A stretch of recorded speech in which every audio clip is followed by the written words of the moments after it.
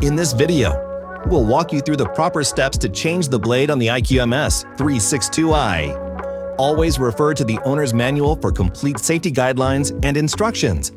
Before beginning, ensure the saw is completely powered off.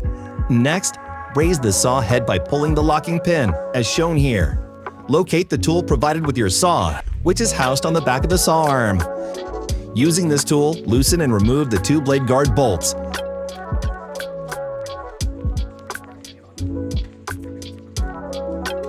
This allows you to lift the blade guard, giving access to the saw blade. Be sure to press and hold the blade locking pin, located underneath the motor housing, to keep the blade from spinning. With the blade guard raised, use the same tool to loosen the blade bolt by turning it counterclockwise. Once loosened, remove the bolt and washer. Then carefully take out the blade. When installing the new blade, ensure the Q-drive arbor is properly aligned for a secure fit.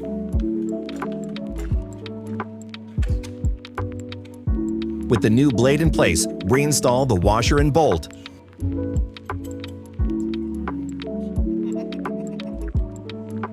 While holding the blade locking pin, tighten the bolt by turning it clockwise using the provided tool. After the blade is securely tightened, lower the blade guard back into position and secure the two bolts.